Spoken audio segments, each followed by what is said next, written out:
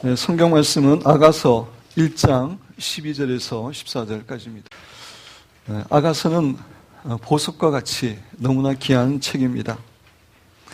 네, 우리의 신앙생활에 있어서 하나님에 대해 어떠한 이미지를 갖고 있는지, 그리고 우리 자신에 대해 어떠한 이미지를 갖고 있는지는 너무나 중요합니다. 왜냐하면 이 두 가지 이미지가 하나님과의 친밀한 교제에 큰 영향을 끼치기 때문입니다. 그런데 아가서는 이 두 가지 이미지에 대해 우리 신자에게 가장 올바른 이해를 제공해 줍니다. 다시 말씀드려서 우리가 믿고 있는 하나님, 예수님께서 얼마나 아름다운 분이신지를 우리에게 알려주시고, 또 우리 신자가 얼마나 존귀하고 축복된 자인지를 알려줍니다.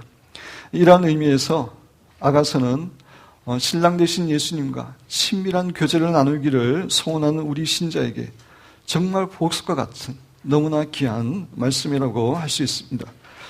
아무쪼록 이 아가서 말씀을 통해서 정말 우리가 믿고 있는 하나님이 얼마나 아름다우신 분인지를 깨닫고, 또 우리 자신이 얼마나 축복되고 존귀한 존재인지를 깨달아 하나님과 친밀한 교제를 누리시는 사랑하는 여러분과 제가 되기를 바랍니다. 오늘의 본문 말씀은 술람미 여인이 솔로몬 왕에게 한 말입니다. 이 술람미 여인의 말을 통해 우리의 신랑 되시는 예수님께서 얼마나 아름다운 분인지를 살펴보면서 그 결과 우리 한 사람 한 사람이 예수님과 더욱더 친밀한 관계로 성장되기를 원합니다. 술람미 여인은 12절에서 왕이 침상에 앉았을 때에 나의 나도 기름이 향기를 뿜어냈구나 라고 이야기합니다.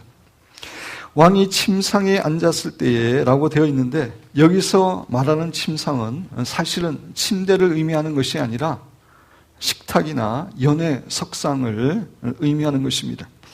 따라서 왕이 침상에 앉았을 때에 라고 하는 이 말은 왕이 식탁에 앉았을 때에 라고 번역하는 것이 더 올바른 번역이라고 할 수가 있습니다. 그런데 성경에서 솔로몬 왕의 식탁은 매우 특별한 의미를 가지고 있습니다. 우리 성경 말씀 한번 찾아보겠습니다. 열왕기상 4장 22절 23절입니다. 열왕기상 4장 22절 23절입니다.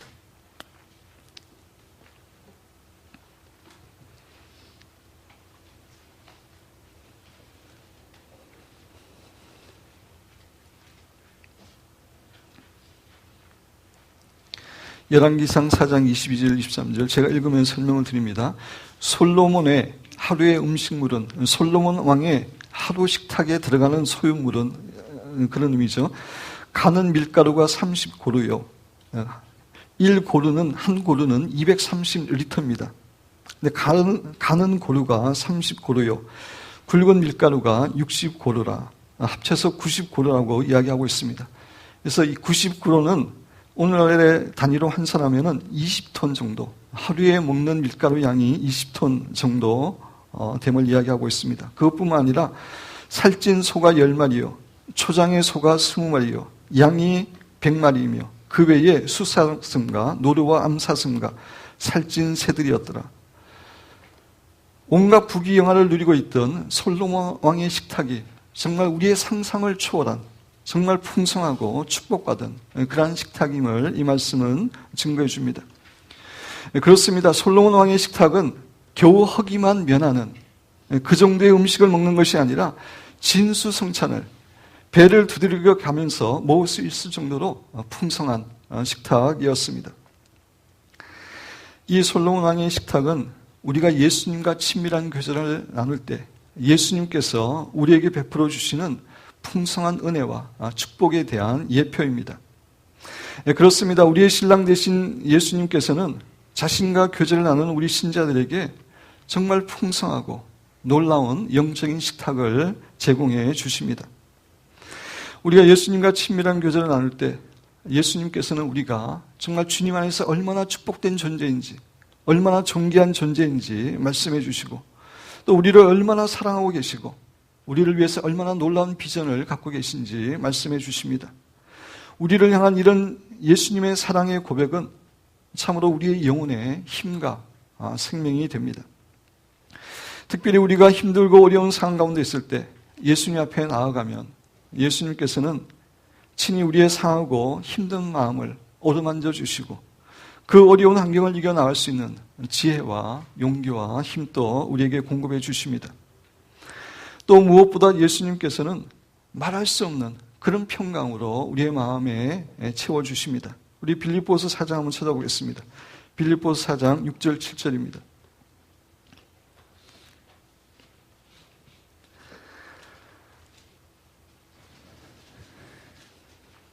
빌립보서 4장 6절 7절 제가 읽으면서 설명드립니다. 아무것도 염려하지 말고 다만 모든 일에 기도와 간구로 너희 구할 것을 감사함으로 하나님께 아뢰라. 기도를 통해서 감사함으로 하나님께 기도하라는 얘기입니다.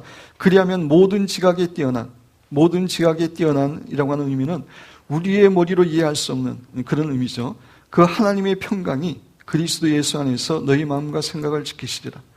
우리가 주님 앞에 나아갈 때에 무엇보다도 예수님께서는 우리의 이성을 초월한 우리가 이해할 수 없는 놀라운 평강으로 우리에게 채워주십니다. 또 요한복음 14장 27절은 이렇게 이야기합니다. 평안을 너희에게 끼치노니 곧 나의 평안을 너희에게 주노라. 내가 너희에게 주는 것은 세상이 주는 것 같지 아니하니라. 너희는 마음에 근심하지도 말고 두려워하지 말라. 우리가 주님 앞에 나아갈 때에 주님께서는 이 세상의 그 어떤 것도 빼앗아갈 수 없는 놀라운 주님의 평강으로 우리에게 채워주심을 약속하고 계십니다. 이렇게 우리가 예수님과 친밀한 교제를 나눌 때 예수님께서는 솔로몬의 식탁에서 누리던 풍성함과는 비교할 수도 없는 더 풍성한 은혜와 축복을 우리에게 부어주십니다. 이것이 우리 신앙생활의 핵심입니다. 네, 그렇습니다. 우리 신자들은 단지 어떤 종교적인 행위를 하기 위해서 부르심을 받은 것이 아닙니다. 단지 예배를 드리고 봉사를 하고 전도를 하고 성경 공부를 하고 이런 종교적인 행위를 위해서 부르심을 받은 것이 아니라 무엇보다 예수님과의 친밀한 교제를 통해서 예수님께서 우리에게 부어주시는 넘치는 풍성한 은혜와 축복을 누리도록 부르심을 받은 자들인 것입니다. 그런데 안타깝게도 오늘날 신자들 가운데 이런 풍성한 은혜와 축복을 누리는 신자는 많지 않습니다. 여러 가지 종교 행위는 많이 하지만 주님과의 친밀한 교제를 갖지 않기 때문에 그렇습니다. 그래서 너무나 많은 신자들이 영적인 기근과 핍절한 가운데 무기력하게 살아가고 있습니다. 기도를 많이 한다고 하는 신자들 가운데서도 정말 예수님과 친밀한 교제를 나누는 그러한 기도를 하기보다는 자신의 필요를 일방적으로 구하는 그러한 기도를 많이 하기 때문에 기도를 많이 함에도 불구하고 예수님과의 친밀한 교제를 통해서 예수님이 부어주시는 은혜와 축복을 경험하지 못하는 경우가 많이 있습니다. 사랑하는 기쁨교회 성도 여러분, 여러분은 현재 정말 예수님과의 친밀한 교제를 통해서 예수님의 영적 식탁에서 내려주시는 은혜와 축복을 풍성하게 경험하고 있습니까? 하나님께서 우리를 죄에서 구원하여 주시고 하나님의 자녀로 삼아 주신 것은 다른 것이 아니라 은밀한 골방에서 예수님과 1:1로 친밀하게 만나 예수님과 친밀한 교제를 나누고 예수님께서 주시는 풍성한 은혜와 축복을 누리기 위함입니다. 이곳에 있는 사랑하는 기쁨교회 성도 여러분들은 정말 주님과 1:1의 친밀한 교제를 통해서 예수님께서 주시는 정말 말할 수 없이 넘치도록 풍성한 영적인 은혜와 축복을 누리며 살아가시기를 주님의 이름으로 축원드립니다. 12절 말씀으로 돌아갑니다. 술람미 여인은 자신이 솔로몬 왕의 식탁에 앉았을 때에 나도 기름이 향기를 뿜어냈구나 라고 말하고 있습니다. 나도 기름은 기름 가운데 매우 값비싸고 향기로운 기름입니다. 그래서 이스라엘에서 나도 기름은 주로 여자가 자신이 가장 존경하는 귀한 분에게 자신의 모든 존경과 순결과 사랑을 드릴 때 쏟는 향이었습니다. 그래서 우리가 잘 알고 있는 것처럼 마리아도 자신의 전 재산이요 결혼 자금이었던 나도 향유가 가득한 옥합을 깨뜨려 예수님께 부어 드렸던 것입니다. 술람미 여인은 자신이 왕의 식탁에 앉았을 때에 자신의 나도 기름이 향기를 뿜어냈구나라고 말합니다. 이 말의 영적인 의미는 이렇습니다. 우리가 예수님과의 친밀한 교제를 통해서 예수님께서 베풀어 주시는 놀라운 은혜와 축복을 체험하게 되면 자연스럽게 우리는 그 예수님께 찬양과 감사를 올려드리게 됩니다. 우리가 주님께 드리는 감사와 찬양이 예수님께서 너무나 기뻐 받으시는 아름다운 향기가 된다고 하는 그런 영적인 의미를 가지는 말씀입니다. 그렇습니다. 예수님께서 가장 기뻐하시는 제물은 우리가 예수님과 친밀한 교제를 갖는 가운데 예수님을 전심으로 찬양하고 예수님께 감사드리는 것입니다. 시편 50편 23절 상반절은 감사로 제사를 드리는 자가 나를 영화롭게 한다고 이야기하고 있습니다. 우리의 감사와 찬양이 정말 예수님께서 기뻐 받으시는 그런 아름다운 제물과 향기가 되는 것입니다. 사랑하는 기쁜 교회 성도 여러분, 여러분들은 주님과의 친밀한 교제를 통해서 예수님께서 여러분에게 부어주시는 정말 놀라운 영적인 사랑과 은혜와 축복을 풍성하게 경험하실 뿐만 아니라 그 교제 가운데 정말 주님께 찬양과 감사를 많이 드리시기 바랍니다. 우리의 찬양과 감사가 주님께서 가장 기뻐하시는 주님께 아름다운 나도 기름의 향기가 되기 때문입니다. 그래서 우리는 기도하는 가운데 정말 주님을 찬양을 많이 해야 됩니다. 주님, 당신은 전지하시는 분입니다. 모든 것을 아시는 분입니다. 참으로 모든 것을 행할 수 있으신 전능하신 하나님입니다. 너무나 지혜로우신 분입니다. 선하신 분입니다. 아름다운 분입니다. 우리를 너무나 사랑해 주셔서 감사합니다. 이러한 고백을 많이 해야 됩니다. 물론 이러한 고백을 형식적으로 습관적으로 하는 것이 아니라 정말 우리의 마음에 온 마음으로 이러한 고백을 할 때에 이러한 것들이 예수님의 마음을 정말 흡족하게 해드리는 아름다운 향기가 되기 때문입니다. 우리 13절 말씀을 함께 읽겠습니다. 13절 말씀 우리 한 목소리로 읽겠습니다. 나의 사랑하는 자는 내 품 가운데 모략향 주문이요. 술람미 여인은 솔로몬 왕을 향해서 나의 사랑하는 자라고 부릅니다. 아가서에서 솔로몬 왕이 술람미 여인을 부를 때 주로 사용했던 호칭이, 주요 사용하는 호칭이 무엇이라고 제가 말씀을 드렸죠? 내 사랑아, my darling이라는 말입니다. 반면에 술람미 여인이 솔로몬 왕을 부를 때 부르는 호칭은 나의 사랑하는 자입니다. 나의 사랑하는 자가 영어로 보면 my lover, 내가 사랑하는 연인이라고 하는 그런 의미입니다. 술람미 여인이 솔로몬 왕을 향해서 부르는 이 호칭, 즉 사랑하는 나의 연인이라고 하는 호칭은 우리 신자가 신앙생활에 있어서 예수님과의 관계에 있어서 어떠한 관계를 가져야 되는지 분명하게 교훈해 줍니다. 그렇습니다. 기독교에서 우리 신자는 예수님을 우리의 사랑하는 연인으로 사랑하며 섬겨야 됩니다. 그런데 많은 신자들이 예수님을 사랑하는 연인으로 사랑하며 섬기기보다는 예수님에 대한 다른 이미지를 갖고 신앙생활하는 경우가 많이 있습니다. 어떤 신자들은 예수님을 단지 우리를 죄에서 용서하여 주신 구원자로만 생각하고 신앙생활합니다. 어떤 신자들은 예수님을 자신의 필요를 공급해주는 공급자라고 하는 그런 이미지를 갖고 신앙생활합니다. 이러한 사람들은 기도할 때마다 하나님께, 예수님께 자신의 필요를 공급해달라고 기도합니다. 또 어떤 신자들은 예수님을 자신들의 모든 어려운 문제를 해결해주는 해결자로 생각하고 신앙생활합니다. 그래서 어떤 어려운 문제가 있을 때마다, 힘든 일이 있을 때마다 그 문제를 해결해달라고 주님께 기도합니다. 또 어떤 신자들은 예수님을 우리가 죄를 짓고 있나 안 짓고 있나 지켜보다가 우리가 조금이라도 죄를 지으면 무섭게 우리를 심판하시는 하나님으로 생각하는 가운데, 두려워하는 가운데 신앙생활합니다.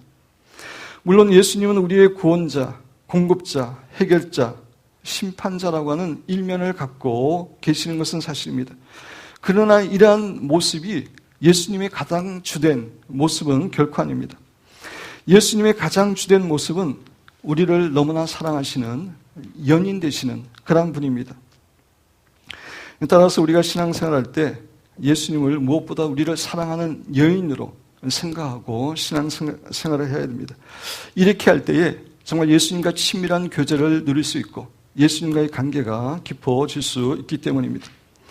이것이 하나님께서 아가서 말씀을 통해서 우리 신자에게 주시기를 원하는 예수님에 대한 이미지, 하나님에 대한 이미지입니다. 여러분, 눈을 감고 우리가 하나님 앞에 한번 고백하도록 하겠습니다. 눈을 한번 감아보시기 바랍니다. 우리 앞에 계신 예수님께 이렇게 고백하시기 바랍니다. 예수님은 무엇보다도 제 사랑하는 연인입니다. 앞으로 제가 신앙생활할 때 무엇보다 예수님을 제 사랑하는 연인으로 생각하고 그렇게 사랑하는 가운데 신앙생활하겠습니다. 그러한 고백을 잠시 묵상으로 좀 하나님께 드리도록 하겠습니다.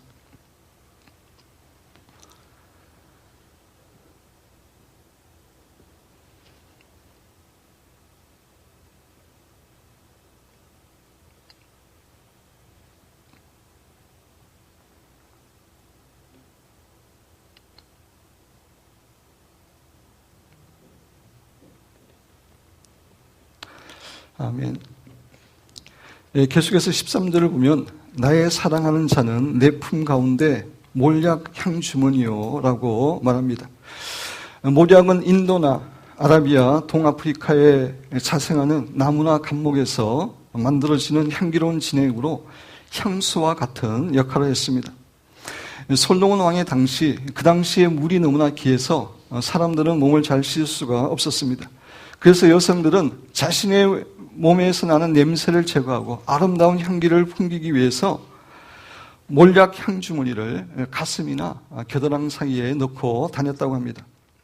술람 여인은 이스라엘 여성들이 품고 있었던 몰약 향주머니와 같이 솔로몬 왕이 너무나 향기롭고 아름다운 분임을 노래하고 있는 것입니다. 그렇습니다. 예수님은 우리의 진정한 향기가 되시는 그런 분이십니다. 우리 자신에게는 아름다운 향기가 전혀 없습니다.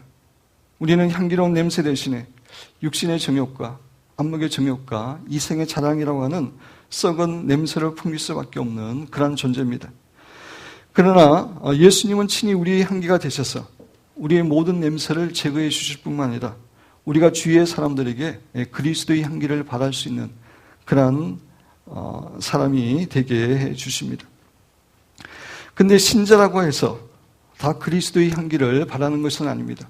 어떤 사람들은 정말 주위의 사람들에게 그리스도의 향기를 바라는 가운데 좋은 영향을 끼치는 그런 신자가 있는 반면에 또 어떤 신자들은 그리스도의 향기를 바라지 못하고 자신의 썩은 냄새를 풍기면서 별로 영향을 끼치지 못하는 경우가 많이 있습니다. 그렇다면 이 두 신자 사이의 차이점은 무엇입니까? 그것은 자신을 죽이느냐 죽이지 않느냐입니다. 우리가 죽고 없어지고 우리 안에서 예수 그리스도께서 역사하시고 사시는 만큼 우리는 주위의 사람들에게 향기를 바라는 그러한 삶을 살아갈 수 있기 때문입니다. 사도 바울은 갈라디아서 2장 20절에서 이렇게 고백합니다. 내가 그리스도와 함께 십자가에 못 박혔나니 그런즉 이제는 내가 사는 것이 아니요 오직 내 안에 그리스도께서 사시는 것이라. 이제 내가 육체 가운데 사는 것은 나를 사랑하사 나를 위하여 자기를 버리신 하나님의 아들을 믿는 믿음 안에서 사는 것이라. 사도 바울은 자신은 죽었고 자신 안에서 그리스도께서 사심을 고백하고 있습니다. 따라서 사도 바울은 주위의 많은 사람들에게 정말 그리스도의 향기를 바라는 아름다운 영향을 끼치는 위대한 신앙인이 될 수 있었던 것입니다. 우리 기쁨교회에서 추구하는 홀리 가이드의 삶은 바로 우리 자신을 죽이고 예수님께 순종하는 삶을 추구하는 것입니다. 따라서 우리가 홀리 가이드를 하지 않을 때 우리는 절대로 아름다운 그리스도의 향기를 바랄 수 없습니다. 성령님을 따라 살아갈 때만이 그리스도의 향기를 바라는 삶을 살아갈 수가 있습니다. 사랑하는 여러분과 저는 우리의 자아와 뜻과 의지를 내려놓고 성령님께 늘 순종하는 삶을 살아가므로 우리의 주위의 사람들에게 정말 아름다운 향기를 바라는 축복된 성도로 살아가시기를 주님의 이름으로 축원드립니다. 14절 말씀을 우리 같이 한번 읽겠습니다. 나의 사랑하는 자는 내게 엔게디 포도원의 고베라 송이로구나. 계속해서 술람 여인은 솔로몬 왕이 자신에게 엔게디 포도원의 고베라 송이라고 노래합니다. 엔게디라고 하는 곳은 헤브론 동쪽에 있는 비옥한 땅으로 아열대 식물이 무성하고 포도와 고베라라고 하는 꽃으로 유명한 산지였다고 합니다. 고베라라고 하는 꽃은 팔레스타인 및 이집트에서 자생하는 꽃으로 다양한 색을 가진 정말 아름다운 꽃이었다고 합니다. 그 당시 엔게디 들판에는 여기에 수많은 아름다운 고베라 꽃이 있었기 때문에 너무나 아름다운 곳으로 알려져 있었습니다. 그런데 술람미 여인은 솔로몬 왕이 바로 이런 엔게디 포도원의 고베라 송이와 같다고 이야기하고 있습니다. 다시 말씀드려서 자신이 사랑하는 솔로몬 왕은 이 세상의 그 어떤 존재보다도 아름답다고 고백하고 있는 것입니다. 그렇습니다. 우리의 신랑 되시는 예수님은 이 세상의 그 어떤 존재하고도 비교할 수 없이 아름다운 존재입니다. 예수님의 이름, 예수님의 지혜, 사랑, 능력, 신실함 이러한 것은 정말 이 세상의 그 어떤 사람보다도 아름답습니다.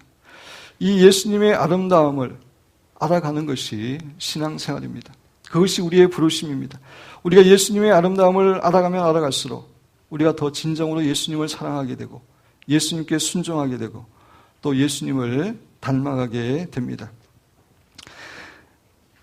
오늘은 예수님의 아름다움에 대해서 자세히 살펴보지 않겠습니다. 앞으로 계속해서 아가서에서 예수님이 얼마나 아름다운 분인지 우리에게 소개해 주고 있기 때문입니다. 사랑하는 여러분과 저는 아가서의 귀한 말씀을 통해서 또 우리의 삶 가운데 또 주님과의 기도를 통해서 정말 예수님이 얼마나 아름다우신 분인지를 깊이 체험적으로 알아가는 가운데 정말 예수님을 뜨겁게 사랑하고 예수님께 순종하고 예수님을 닮아가는 귀한 성도로 살아가게 되시기를 주님의 이름으로 축원드립니다.